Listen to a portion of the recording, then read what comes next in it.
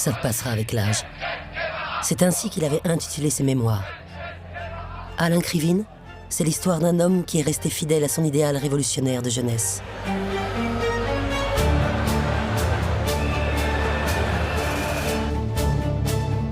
Désormais, une nouvelle génération révolutionnaire est née en France et dans tous les pays du monde. Depuis mai 68, il n'a cessé de militer, sur tous les fronts, dans tous les combats.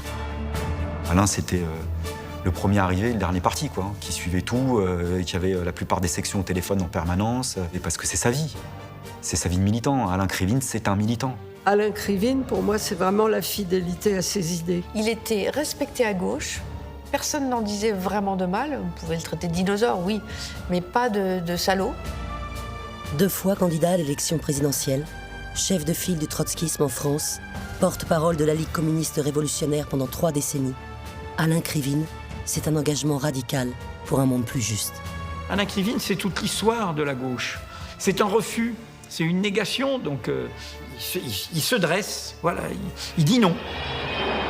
Des barricades du quartier latin au Parlement européen, en passant par les réseaux de soutien au FLN et à la lutte antifasciste, Alain Krivine, c'est le destin d'un homme qui s'est retrouvé à la croisée des grands rendez-vous de l'histoire.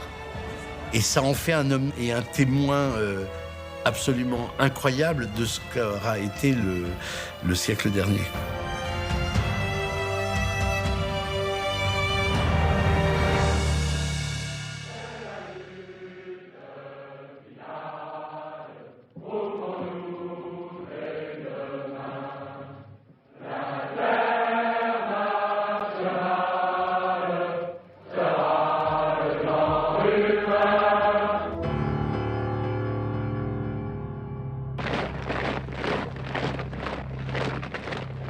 Juin 1940.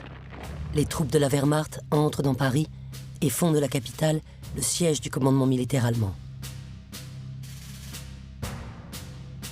Pendant 4 ans, les Parisiens vont vivre sous l'occupation.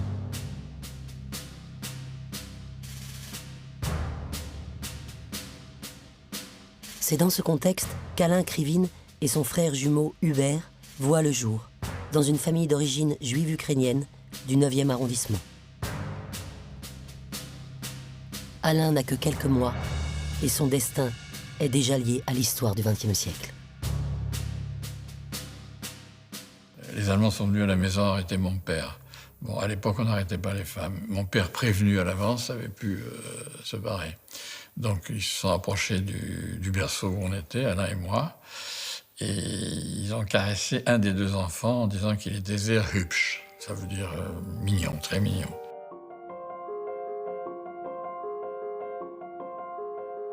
Alain Krivine vient d'échapper de justesse à l'une des rafles de la Gestapo. Comme dans beaucoup de familles juives, l'enfance du garçon est marquée par la Shoah. Il grandit avec l'idée de se battre contre le fascisme.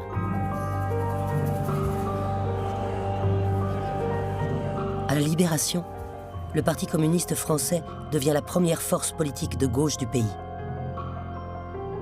1 Français sur 4 vote pour le parti de Maurice Thorez. Chez les Krivine, les parents ne parlent pas politique. C'est aux côtés de ses 3 frères aînés qu'Alain va faire ses premières armes. Moi, je suis rentré au PC un peu pour des raisons familiales, parce que tous mes frères, quand ils rentraient de manif, ils parlaient du parti. Pour moi, le parti, c'était la gauche. Alain est rentré au Vaillant, comme moi d'ailleurs.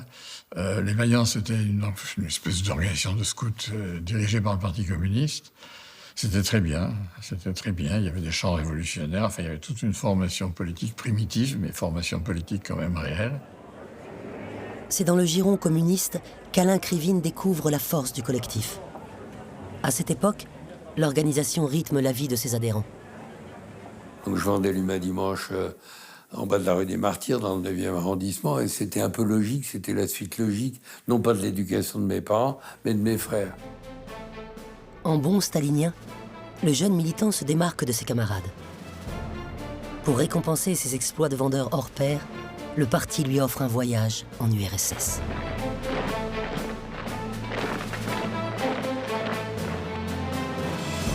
En pleine guerre froide, l'adolescence aventure de l'autre côté du rideau de fer.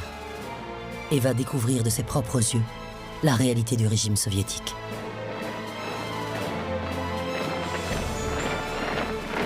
Quand je suis allé à Moscou, j'étais ébloui comme ça, quand j'ai vu les premiers soldats de l'armée rouge à la frontière. Moscou a fait un accueil d'un extraordinaire enthousiasme aux délégués étrangers venus participer au Festival de la jeunesse. Alain Krivine défile au milieu de dizaines de milliers de jeunes venus du monde entier. Mais le soir venu, une discussion avec des Algériens entrés clandestinement dans le pays va provoquer une rupture dans l'esprit du jeune homme. Le premier bémol est venu là-bas parce qu'il a discuté avec les Algériens, les gars du FLN, et qui lui ont dit quand même comment ça se fait que le Parti communiste est si mou dans la guerre d'Algérie. Là, ça l'a un peu troublé parce que ça venait des Algériens eux-mêmes. Et c'est là où on s'est fait engueuler, où les Algériens nous ont dit « Ce que vous faites sur l'Algérie, ok, mais par rapport au Vietnam, c'est que dalle. Pendant la guerre d'Indochine, vous avez jeté des armes à la mer. Vous ne le faites pas pour la guerre d'Algérie. C'est scandaleux. » L'adolescent rentre de Moscou déconcerté. Ce voyage lui a ouvert les yeux. Il s'intéresse à la question algérienne. Depuis 3 ans, le gouvernement français refuse de donner au peuple algérien son indépendance et envoie des renforts militaires. Face à la passivité du Parti communiste français, dans cette guerre qui ne dit pas son nom, Alain Krivine est de plus en plus mal à l'aise. Mon frère jumeau, qui lui était déjà trotskiste, alors que moi j'étais stalinien, mais qui commençait à me poser des problèmes, je lui ai dit, je veux adhérer à un truc de soutien au FLN. Je crois qu'on a lâchement profité d'une jaunisse qu'il a faite, qui avait diminué ses résistances immunitaires, pour lui passer pas mal de littérature qui vont vraiment l'ébranler. Et puis, c'est vrai que c'était convaincant. Hein.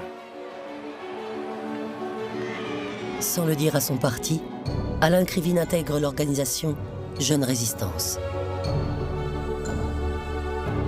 Donc c'est un réseau composé de jeunes par définition, qui a fait des tâches très bien. Ils ont fait de la propagande chez les soldats, ils ont aidé certains déserteurs. On distribuait soit des tracts dans les trains qui partaient vers l'Algérie, soit on bloquait les trains à des endroits où des camarades les attendaient, ils avaient peint sur les murs, on distribuait des tracts, mais on faisait toute une activité vis-à-vis des soldats qui devaient partir en Algérie. Et ensuite, on organisait leur désertion vers la Suisse. Donc c'était un truc à la limite de la légalité. Bon, ça lui plaisait beaucoup. Cet engagement contre le colonialisme et pour la liberté des peuples va être décisif pour le jeune militant. À l'avenir, Alain Krivine choisira l'action.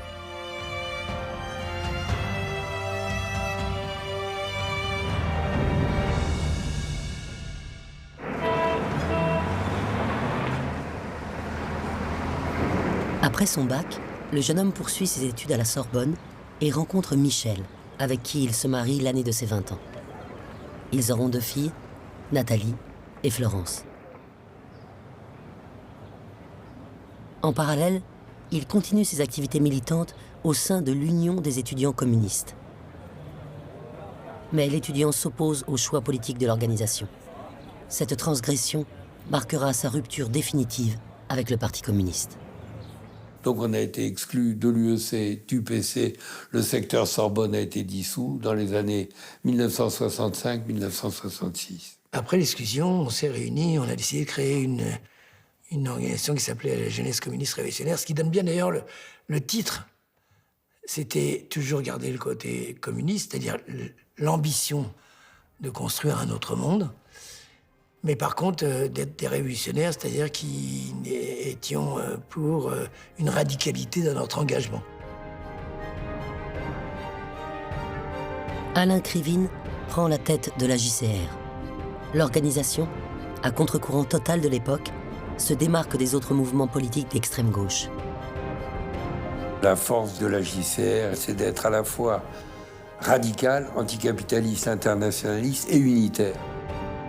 La nouvelle formation étudiante se réclame d'un communisme anti-stalinien porté par les idées de Léon Trotsky.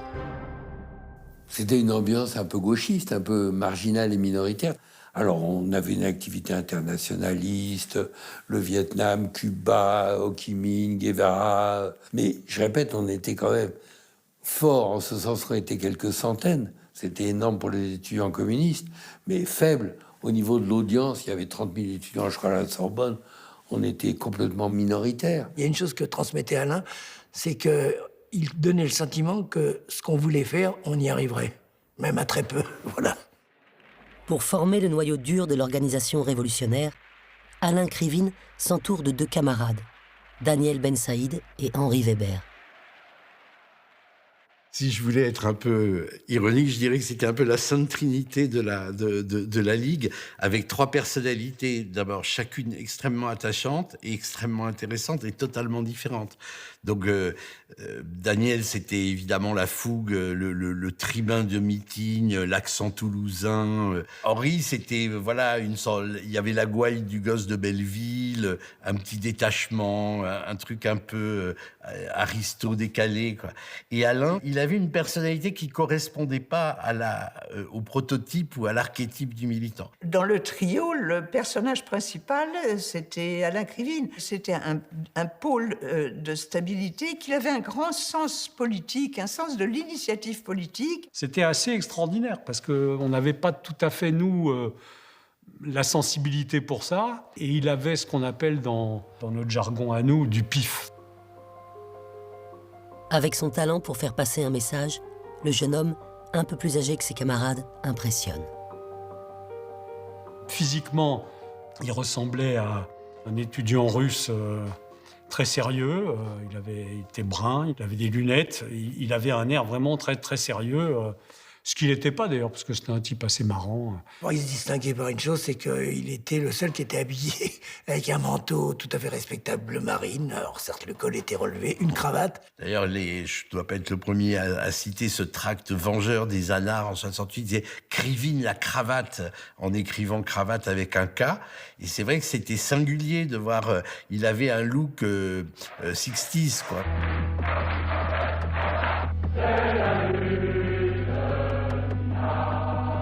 Au discours révolutionnaire, Alain Krivine préfère l'action. Avec quelques camarades de son organisation, il part à Berlin-Ouest rencontrer le leader du mouvement étudiant allemand. Rudi Dutschke, la figure de proue des jeunes révolutionnaires. C'est à ses côtés qu'Alain Krivine va apprendre à organiser les mouvements de rue. Cette initiation lui servira tout au long de sa vie.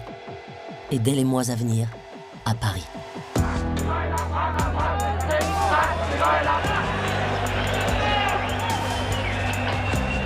La révolte de la jeunesse gagne la plupart des pays. De Londres à Amsterdam, de Rome à Washington, les étudiants se révoltent contre les pouvoirs autoritaires, s'enflamment pour les idées révolutionnaires, se dressent contre la guerre du Vietnam.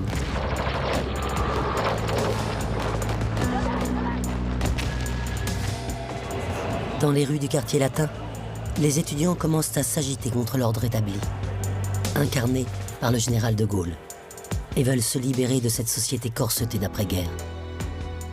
2 générations se font face. J'ai appris énormément en 68. Je dormais plus à la maison, j'avais un petit truc au quartier latin. Et je me souviens qu'on avait tous les jours soit une réunion devant des milliers d'étudiants à Denfert-Rochereau, ou ceux qui prenaient, on me disait aux étudiants, vous voulez aller où? Tout le monde gueulait, c'est pas grave. Mais ceux qui dirigeaient, c'était soit Cohn-Bendit qui avait le micro, c'était le seul qui avait le haut-parleur en haut de la statue d'Denfert-Rochereau, soit nous qui avions le service d'ordre en bas, mais les deux n'étaient pas démocratiques. On emmenait les étudiants où on voulait, au micro ou au service d'ordre. Le 10 mai, autour de la Sorbonne, la tension monte d'un cran.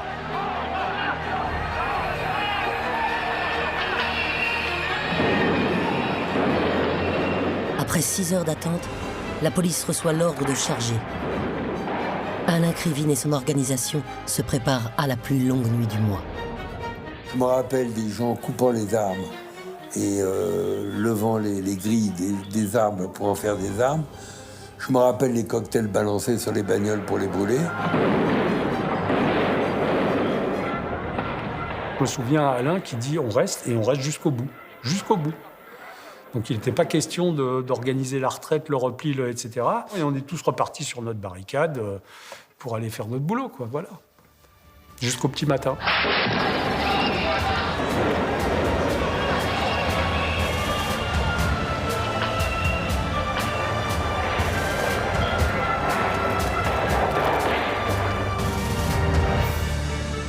Paris se réveille sidéré. On dénombre plus d'1 millier de blessés.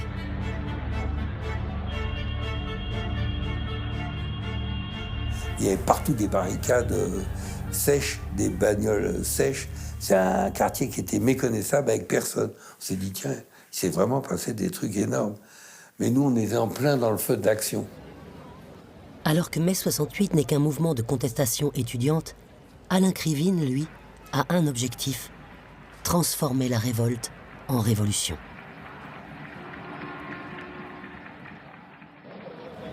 Lorsque l'agitation se propage chez les ouvriers quelques jours après, le leader de la JCR veut unifier les deux mondes.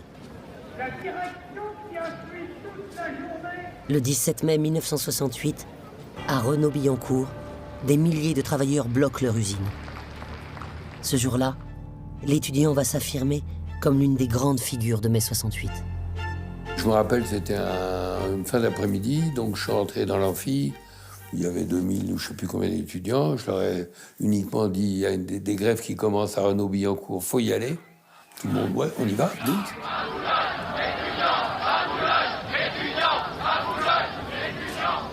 Alain était en tête de la manif, c'était un des organisateurs et des animateurs de tout ça.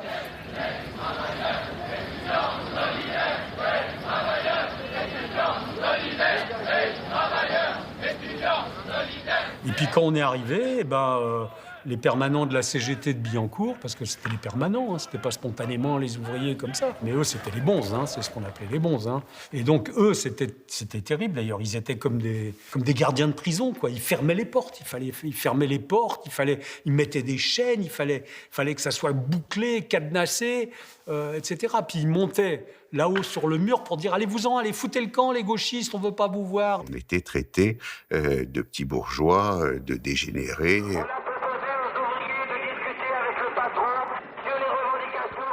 Il y avait une haine absolue des apparatchiks du PC et de la CGT contre cette jeunesse dorée ou ces petits bourgeois qui voulaient singer la révolution.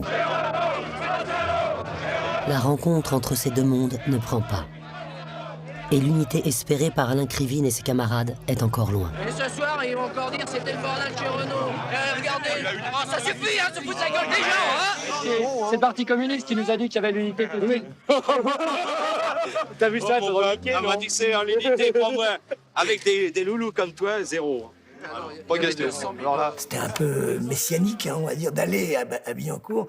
C'est de dire que notre combat avait besoin de leur combat, mais que notre combat montrait qu'on pouvait aussi bouger. La révolution de mai n'a pas eu lieu.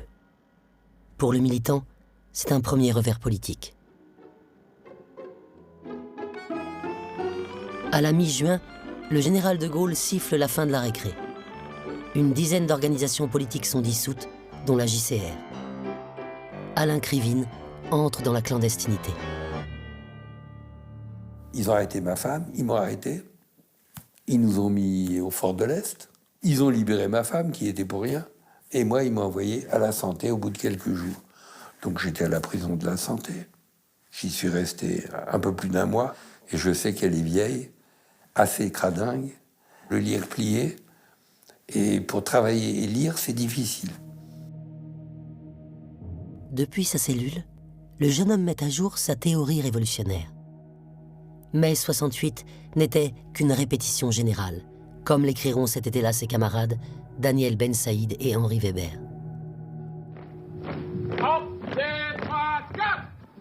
En septembre, Alain Krivine enfile l'uniforme et part faire son service militaire à Verdun. Mais un événement imprévu va rebattre les cartes du jeu et va propulser le soldat au devant de la scène.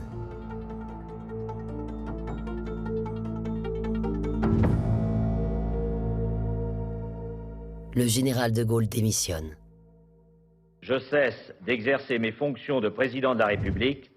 Cette décision prend effet aujourd'hui à midi.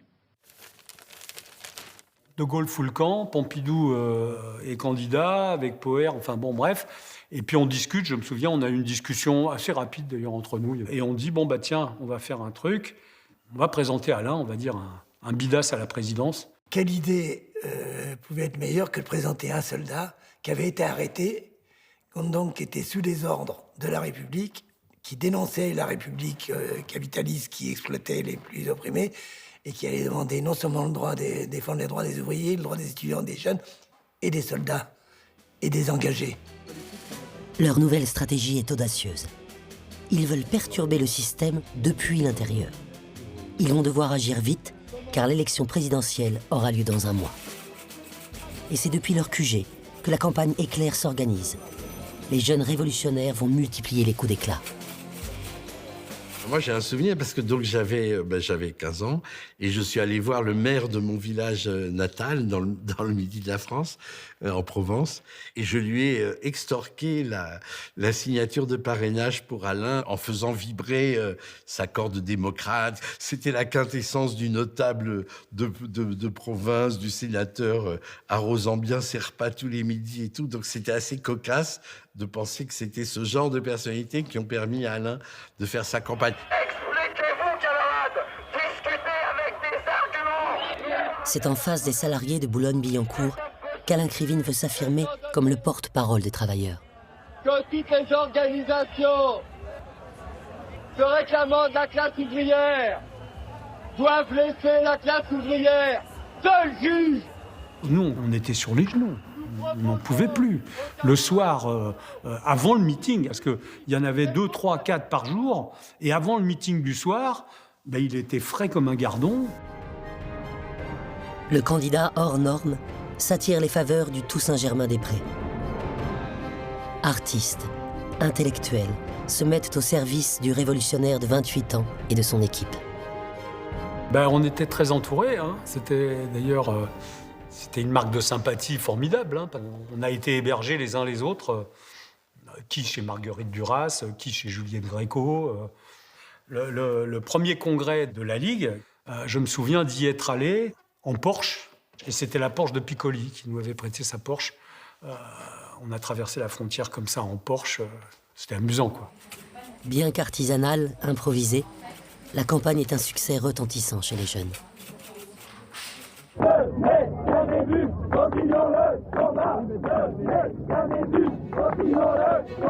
Avec leur nouveau parti, baptisé la Ligue communiste, la voix des révolutionnaires résonne aux 4 coins de la France. Le meeting final a lieu au Palais des Sports, à Paris. C'était plein à craquer, il y avait même des gens dehors, et tous les intervenants, tout le monde se dressait, applaudissait, à tout rompre, à tout moment.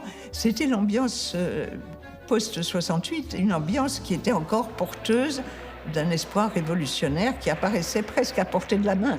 Les gens étaient chauds bouillants, quoi. Ça n'arrêtait pas de chanter, d'applaudir. C'était pas simplement une salle qui écoutait comme ça. On était ultra radicaux, ultra. Vous pouvez gémir et vous gémirez encore, bureaucrates de tout acabit, car désormais, une nouvelle génération révolutionnaire est née en France et dans tous les pays du monde qui n'acceptent plus cette politique de capitulation. C'est des discours extrêmement violents. On est pour la mise en place de milices d'autodéfense pour prendre le pouvoir, chasser la bourgeoisie et à terme pour faire la dictature du prolétariat. C'était pas sur les revendications, c'était il faut faire la révolution.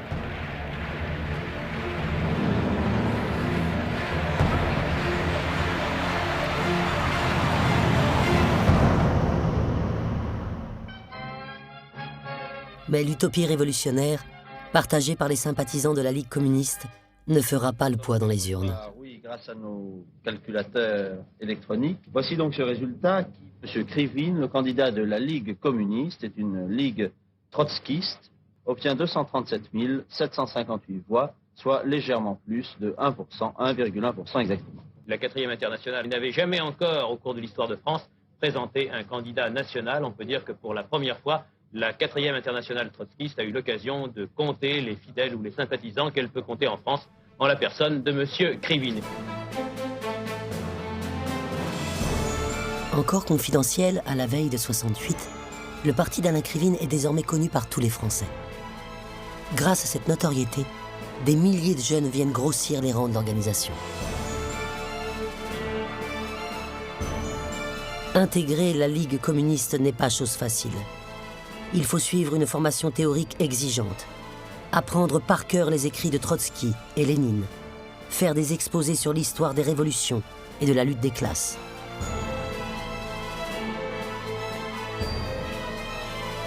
Mais la théorie ne suffit pas. On se prépare à la guérilla urbaine contre les groupuscules d'extrême droite du quartier latin. Notamment Ordre Nouveau, le principal mouvement néofasciste de l'époque. On devait protéger l'organisation et même montrer qu'on était à l'avant-garde. Donc de faire des actions spectaculaires qui permettaient de dire c'est la JCR ou c'est la Ligue qui est la plus offensive dans la lutte contre l'extrême droite. Alain Krivine, comme la plupart de ses camarades, est issu de familles juives, marquées par l'histoire de la Shoah. L'organisation met un point d'honneur à la lutte antifasciste. Le 21 juin 1973 marque un tournant majeur dans l'histoire de la Ligue. Nous organiserons une vaste campagne de pétition pour exiger l'arrêt immédiat de toute immigration pendant 1 an. Toutes les organisations décident d'empêcher ce meeting et de mobiliser l'ensemble par des tracts, par pourquoi on interdisait ce meeting. Et le thème, c'est contre l'immigration sauvage, c'est-à-dire la France aux Français et 1 million de chômeurs, 1 million d'immigrés. C'est le tout début du Front National.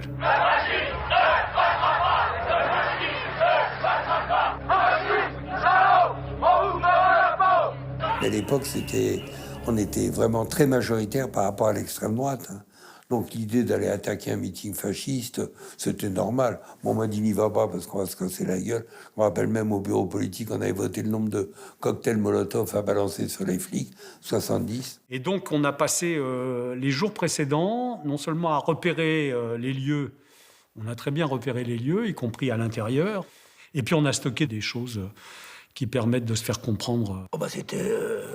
Il y avait des cocktails Molotov, voilà. Et puis il y avait des barres de fer, voilà.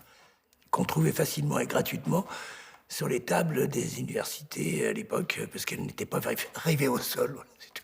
Donc on démontait le pied, on avait un pied de table. Et sinon, il y avait une autre solution, c'est d'aller au BHV acheter des manches de pioche, hein, c'est pareil. Des milliers de jeunes casqués et armés s'élancent dans les rues de Paris vers la mutualité. On s'est mis en rang, on a avancé, puis à un moment donné, il y a eu la police devant. On s'est arrêté, on a annoncé qu'on allait avancer quand même. Les filles sont restées, donc on a fait une charge.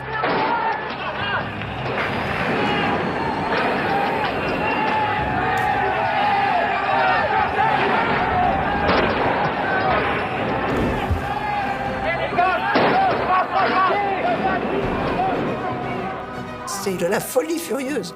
Il y avait derrière ça un peu une influence, je dirais, des brigades rouges italiennes, des Allemands. Il y avait des secteurs dans la Ligue à ce moment-là qui pensaient qu'il fallait aller dans cette direction. Et Alain, c'est vraiment quelqu'un qui aura pesé de tout son poids pour empêcher que l'extrême gauche sombre dans la tentation terroriste. Pour moi, c'est un peu la marque de fabrique d'Alain Krivine et aussi l'importance du rôle qu'il a eu. C'est qu'il a mené quand même cette ligue, alors quelles que soient les impasses et le regard qu'on peut avoir 50 ans après, quand on n'est plus du tout militant. C'était quelqu'un finalement à l'intérieur de l'extrême gauche, si je peux me permettre, relativement modéré. L'histoire se répète pour le leader du parti. Pour la seconde fois, à cause de l'attaque du Congrès d'Ordre Nouveau, son organisation est dissoute et il retourne en prison. Mais cette fois-ci, le dirigeant trotskiste n'est pas seul. Une vague de solidarité s'organise autour de lui. Et il a le soutien des 2 figures emblématiques de la gauche française, François Mitterrand, secrétaire du Parti socialiste, et Jacques Duclos, dirigeant du PCF. Il y a non seulement le cirque d'hiver qui est bondé, donc 3-4 000 personnes, mais dehors, il y a 5-6 000 personnes. C'est un meeting énorme. Et dans tout le pays, vous avez des manifestations de solidarité. Donc, il y a un problème, c'est que, du point de vue de la réflexion politique, c'est comment une initiative qui est considérée par toute une partie de la Ligue comme une faute, parce qu'on a été trop loin dans la confrontation, en même temps, crée une sympathie dans le pays comme jamais pour la Ligue. Duclos a pris la parole. Je me souviens encore de l'avoir entendu, la voix roucoulante de Duclos qui disait « Il faut libérer Krivine et ses camarades ».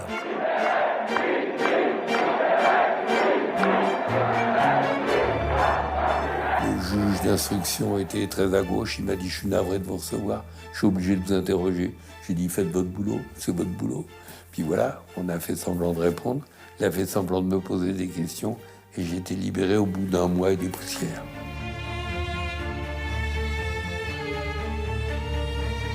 Pour réapparaître dans l'espace public, l'organisation doit effectuer un virage politique. En ajoutant un R, la Ligue communiste devient révolutionnaire. Aujourd'hui, quelle est l'image politique de la Ligue communiste? Là, je crois qu'on a expliqué pendant toute une époque que les gauchistes étaient des casseurs, des briseurs de vitrines, des drogués, qui n'avaient pas de programme, qui étaient des irresponsables, comme on dit. Eh bien, nous avons en fait un programme, nous avons des perspectives, et il y a aujourd'hui, je crois, un éclaircissement qui se fait dans la conscience de beaucoup de Français. Le parti rompt désormais avec l'action violente post-68 pour devenir une organisation plus traditionnelle et concentre toute son énergie dans le journal du parti, Rouge. L'hebdomadaire se transforme en quotidien. Pour la première fois, les idées d'extrême gauche ont une tribune nationale. Rouge, le seul journal qui annonce la couleur. C'est comme ça qu'on le vendait.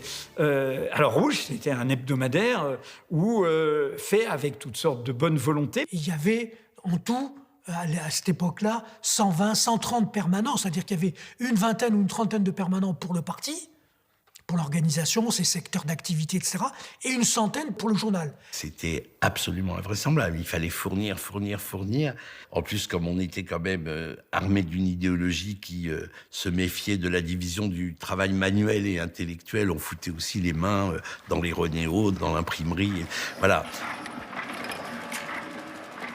Cette aventure collective autour de Rouge révélera des vocations.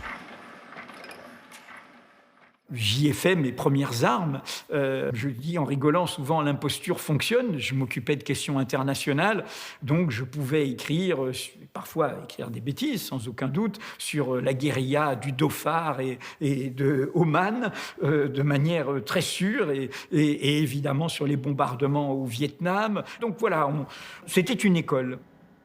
Les gens achetaient Rouge. Et à un moment donné, on a tutoyé Libé. Hein. Il y a eu un vrai succès. On l'a vendu jusqu'à 20 000 quotidiens. Je pense qu'il y avait une qualité éditoriale qui faisait que Rouge était au-delà d'un simple journal militant. Mais ça a toujours été l'ambiguïté de la Ligue. C'était à la fois vraiment un groupuscule trotskiste avec toutes les pesanteurs du poids de l'histoire, des tendances, des scissions. Et en même temps, ça a été un incubateur de changement social. Si je voulais un anachronisme, on était des formidables influenceurs, comme on dirait aujourd'hui sur Instagram. Remise en cause de l'autorité, lutte contre le racisme, féminisme naissant. La Ligue est à la pointe sur les réflexions qui ont marqué des changements dans la société française. Mais à la fin des années 70, alors que les idées de gauche ont le vent en poupe, la Ligue va être soudain coupée dans son élan. Elle n'arrive pas à rassembler les 500 signatures autour de la candidature d'Alain Krivine.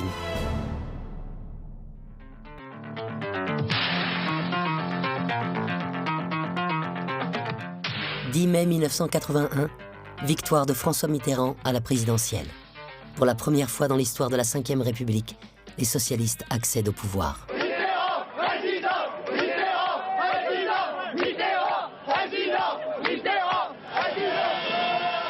Après l'élection, on a été contacté par l'entourage de Mitterrand, qui nous ont approchés, qui ont approché Alain et et d'autres dans la direction pour proposer de collaborer.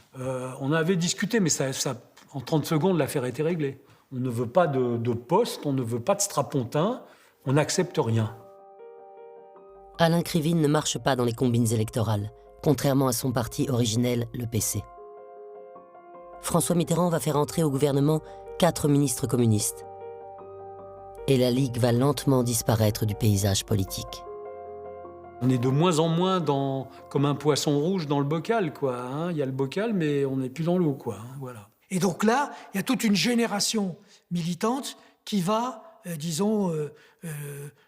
se retirer, démoralisée ou désillusionnée. Il y avait un basculement là qui n'était pas prévu et les coordonnées de ce basculement pour la Ligue et pour nous individuellement étaient un peu une inconnue. En quelques mois, la Ligue est désertée. Certains camarades optent pour la réforme plutôt que la révolution. Ils iront grossir les rangs du PS. Mais Alain Krivine n'a pas l'âme rancunière. J'ai toujours trouvé Alain d'une très grande générosité avec les gens qui partaient. Moi, je sais que quand j'ai commencé ma carrière médiatique, télévisuelle, beaucoup de mes anciens camarades m'ont tapé sur la gueule, je trahissais, etc. J'étais chez les collabos. Et Alain n'a jamais eu cette attitude-là.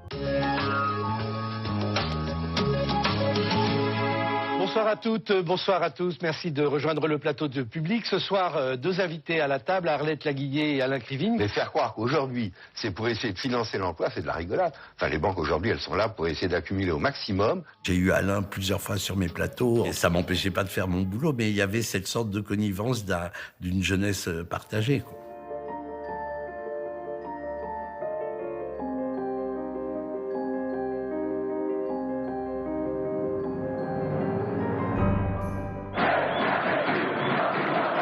Bien qu'affaiblie, la Ligue est implantée un peu partout. Et sa force, c'est de mettre la rue en mouvement. Avec brio parfois. Comme le 14 juillet 1989, contre le sommet des 7 pays les plus industrialisés. Grâce à sa personnalité, Alain Krivine est en mesure de rallier le monde culturel à sa cause.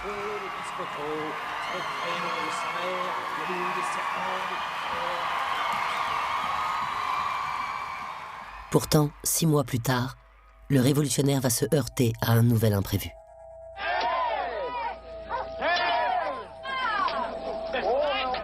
Novembre 1989. Le mur de Berlin tombe. Dans toute l'Europe, le capitalisme gagne du terrain. Une nouvelle ère politique s'ouvre et l'idée même de révolution s'éloigne. Pour Alain Krivine, un défi se pose. Comment continuer le combat ? Moi, je suis rentré à la Ligue communiste révolutionnaire à la fin des années 1980, à un moment où la Ligue se posait le problème de mettre la clé sous la porte. En fait, je suis arrivé à contre-courant de tout ça, quoi. Je suis arrivé vraiment... J'ai pris la route en sens interdit. En fait, je suis rentré à un moment où plus grand monde rentrait, mais mine de rien, en voyant des gens de ma génération qui commençaient à revenir à la Ligue, il a dit, tiens, il y a un petit truc. Alain, c'était la stabilité. Elle était vraiment... c'est à lui qu'on devait s'ancrer et pour que l'organisation perdure. Et il a tenu la barque au milieu de la tempête. Voilà. Tu avais un décalage entre la notoriété et le poids politique d'Alain encore dans le paysage politique français, et puis ce qu'on représentait vraiment. Bien qu'esselé, le militant reste en première ligne. Il travaille sans relâche depuis le local de la Ligue à Montreuil. Donc le matin, il arrivait à 9h. Il y avait la presse, la lecture de la presse, et ensuite, c'était le contact avec les militants, que les gens appelaient beaucoup. Voilà, ils savaient qu'ils allaient, qu'en téléphonant, ils allaient tomber sur Alain. Il y avait un aspect de permanence politique qui était incarné par Alain. Je me souviens toujours que quand on téléphonait au siège de la Ligue, il dit toujours allô, ça bosse fort. Enfin, ce genre de blague qu'on trouve dans Tintin, un peu daté, mais qui était toujours drôle. Il avait une certaine posture, ça va vous amuser que je dis ça, à la Chirac un petit peu. Il se fait passer un peu plus bête qu'il n'est, comme ça. Hein. Voilà, ce qui n'est pas du tout. Il dit toujours je ne suis pas un intello. Il en faisait presque une sorte de coquetterie, mais la vérité, c'est qu'il était quand même plus intelligent que tous. Alain Krivine est un animal politique à part, à l'affût, en permanence. lecteur assidu de l'Humanité. Il a du flair pour déceler les situations. Et c'est-à-dire qu'il lisait l'Huma comme on le lisait à l'époque, c'est-à-dire surtout pour voir en creux ce qui n'était pas écrit. C'est aussi pour ça que les journalistes lisaient l'Huma, ceux qui s'occupaient du Parti communiste, on le lisait pour voir ce qui n'était pas raconté. C'était l'un des rares dirigeants politiques à gauche qui avait un œil sur l'international, il suivait tout. C'est pas par hasard si il avait l'œil sur l'Amérique latine, sur l'Italie, sur tout. Dès que quelque chose frémissait dans le monde, hop, il était au courant. Et l'année 1995 va être un nouveau départ dans la vie du militant. 6 mois après l'élection de Jacques Chirac, son Premier ministre, Alain Juppé, présente un vaste plan de réforme de la sécurité sociale, qui ne passe pas. Je me souviens qu'Alain s'était fait vanner en interne parce qu'il avait dit « je sens un truc ». Il avait même dit « je dirais pas que c'est mai 68, mais je pense qu'il y a un truc important qui est en train de venir, il faut le prendre au sérieux ». Je me souviens qu'il s'était fait allumer, en fait, il avait eu du pif, quoi. Il avait senti un truc que personne n'osait formuler de cette manière-là. Pendant 3 semaines, le pays est paralysé par des manifestations monstres. 25 ans après les barricades du quartier latin, Alain Krivine va renouer avec son terrain de jeu favori, la rue.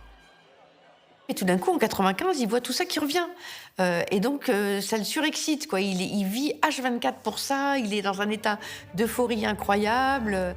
Lutte contre l'homophobie, solidarité avec les sans-papiers, altermondialisme.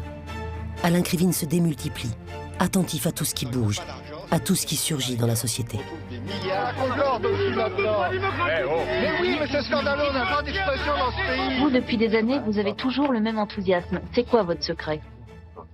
Oui, mais parce que bon, je sais qu'il y en a qui ont tourné leur veste et mais je veux dire, je veux pas jouer aux vieux combattants, j'aime pas les anciens combattants, moi j'aime les gens qui se battent maintenant et qui envisagent l'avenir. Mais je crois qu'on a plus de raisons de se révolter aujourd'hui qu'en 1968. En 68, il n'y avait pas de chômage, le racisme et le fascisme n'étaient pas à la hauteur des scores de Le Pen. Alain, il n'a jamais douté du fait qu'il fallait renverser la société. Alain, il se regonflait les pneus tout seul, quoi. Je ne l'ai jamais connu avec une crevaison. Et d'ailleurs, je me souviens qu'il me disait ça. Il me disait, parce que des fois, forcément, des claques, des hauts, des bas, on en a connu. Des moments de doute politique, dans le bon sens du terme, on en a connu aussi. Des revers, on en a connu. Puis il y a des fois, je disais, bon, là, je crois que je vais me mettre au vert de 3 jours. Il me dit non. Non, fais pas ça. Il dit pourquoi? Il fait faut pas s'arrêter. Si tu t'arrêtes, c'est terminé. Un pour Maastricht, un pour la guerre, un contre la guerre, un contre Maastricht, un pour Maastricht, un pour la guerre, un contre Maastricht. Je veux dire, c'est complètement aberrant. En 1999, Alain Krivine s'unit avec sa complice trotskiste, Arlette Laguiller, chef de file de lutte ouvrière. Ensemble, ils se lancent à la conquête du Parlement européen. Le duo, plus à l'aise à battre le pavé qu'à siéger dans un hémicycle, va décrocher un mandat de député à Strasbourg. Une première dans l'histoire trotskiste française. Propulsés dans l'arène politique, ils vont découvrir, pendant 5 ans, les arcanes du pouvoir. Au Parlement européen, on était élus sans illusion qu'on allait changer les choses. On était, sur l'ensemble du Parlement, 5 militants trotskistes. 5, pas plus. Alain et Arlette, ils se connaissaient déjà très bien. Et puis ils s'entendaient, et une espèce de complémentarité, ça faisait un bon duo, quoi. Et ça faisait marrer pas mal de monde, ouais. Alain, sa phrase préférée, c'était de dire « Mais arrêtez, je vous rassure tout de suite, je ne suis pas le mari d'Arlette Laguiller. » Il se trouve qu'au Parlement européen, vu nos noms, nous étions assis côte à côte, parce qu'on est assis par ordre alphabétique. Donc on a eu l'occasion d'échanger et de se moquer des fois des intervenants des autres partis. Et Krivine a pas mal d'humour. Levez le poing quand ça soulage.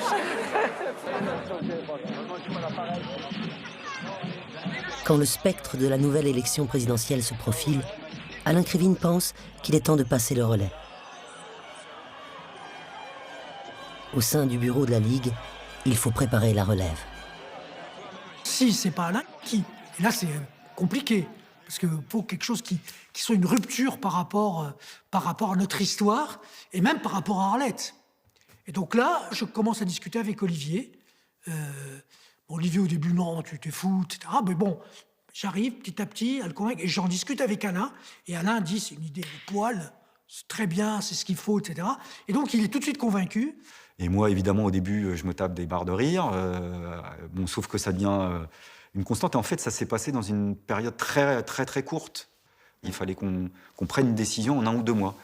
Et là, j'ai commencé à avoir une boule au ventre. C'est-à-dire, au début, j'étais mort de rire. Après, j'ai commencé à avoir une boule au ventre au moment où ils ont commencé à me mettre une petite pilule dans la tête. Et leur grand argument, c'est on n'a rien à perdre. La LCR a trouvé son nouveau visage pour continuer le combat. La marque de fabrique particulière d'Olivier, c'est pour ça qu'on l'avait choisi, c'est parce qu'il était jeune et parce qu'il bossait.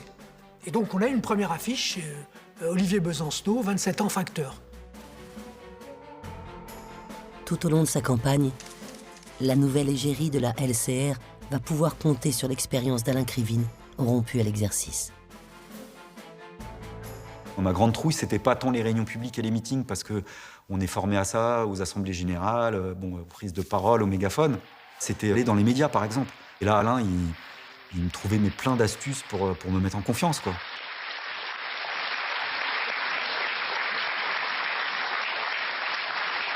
Bonjour.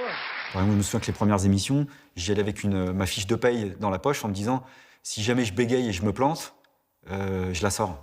C'est lui qui mettait ça dans la tête. Pour donner confiance à son poulain, Alain Krivine use de son arme favorite, l'humour. Alain, il pouvait me faire marrer sur le thème, par exemple, les périodes différentes dans lesquelles on était candidat. Voilà. Il me fait, toi, il me disait, dis-toi bien qu'on ne va pas t'obliger, contrairement à ce qu'on m'a obligé à faire, à dire à la télé que pour détruire l'armée bourgeoise, il va falloir une armée prolétarienne plus nombreuse et plus violente que l'armée bourgeoise. Il dit, moi, j'ai dit ça à 20h15 à des gens qui mangeaient leur soupe. Avec cette première campagne, Olivier Besancenot va donner un souffle nouveau à la Ligue. Vraiment, il s'adresse, il est compris, il est très concret pour des millions de gens qui se reconnaissent dans lui. Moi, je faisais un peu peur. Je disais, oh là là, le gauchiste étudiant, je flanquais un peu la trouille. Et ça a été le plus qu'a amené Olivier, c'est qu'il y a eu un dialogue entre la Ligue pour la première fois. La Ligue sortait des cercles politisés et parlait à des millions de gens. Le pari se révèle payant dans les urnes, avec plus de 4% des suffrages. Du jamais vu pour Alain Krivine. Je me souviens d'un camarade qui reçoit les résultats au téléphone et qui allonge les résultats sur le papier. Et évidemment, moi, je reste scotché sur Le Pen. L'onde de choc, Jean-Marie Le Pen. Sa présence au second tour met la France à la une des journaux du monde entier. Et du coup, il y a comme un brouillard qui se fait dans ma tête. J'oublie le restant. Et lui, Alain, il va jusqu'au bout. Et il me regarde, il me fait « On est devant le Parti communiste français ». C'est le premier truc qui me sort. Il fait « Il y a Le Pen, il faut appeler à descendre dans la rue, mais on est devant le PC ». Et lui, pour l'histoire d'Alain, évidemment, c'était une revanche, quoi. À la fois, le Parti communiste, c'était le parti originel, mais c'était aussi celui qu'il avait viré. Donc, il avait une relation de haine-passion. Lui qui s'était fait insulter par les communistes devant les grilles de l'usine Renault-Billancourt en mai 68 peut savourer 3 décennies plus tard sa revanche. Le trotskiste, qui a façonné et porté les idées révolutionnaires de la Ligue pendant un demi-siècle, va devoir relever un dernier défi. Transformer l'organisation en un nouveau parti, plus large et plus ouvert. Le nouveau parti anticapitaliste, le NPA. Ce que disait Alain à ce moment-là, la seule erreur, ça serait de ne pas tenter. Et Alain, le premier parmi tout le monde, en disant on est là pour aider, on est là pour transmettre, on n'est pas là pour diriger à la place de la nouvelle génération, c'est elle qui doit faire. Ça l'a rassuré qu'on le remplace. Hein. C'est important quand on mène un combat de se dire que le combat disparaît pas avec notre disparition. Le militant se met en retrait, mais il n'a toujours pas déposé les armes. Même si le rêve révolutionnaire s'éloigne de plus en plus, Alain Krivine continue le combat. Aujourd'hui, les gens sont perdus, paumés, et je crois qu'il faut redonner confiance aux gens et en même temps leur montrer qu'il y a une alternative possible. Pour ça qu'il y a une petite période qui est un peu difficile, où je crois à l'explosion sociale, l'explosion révolutionnaire sera un peu plus difficile.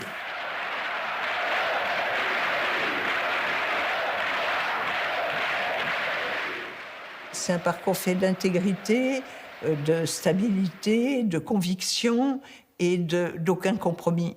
C'est une incapacité à accepter ce qui n'est pas acceptable. Le bonhomme est toujours là, il n'a pas changé. C'est un rock, c'est un rock. Bon, et ça, il n'y en a pas beaucoup. C'est quelqu'un qui n'a pas bougé au sens de la fidélité à soi-même et qui était en mouvement tout le temps. Voilà. Et ça, cette contradiction pas facile à vivre, il l'incarne à merveille. C'est pas rien quand même dans le parcours d'une vie.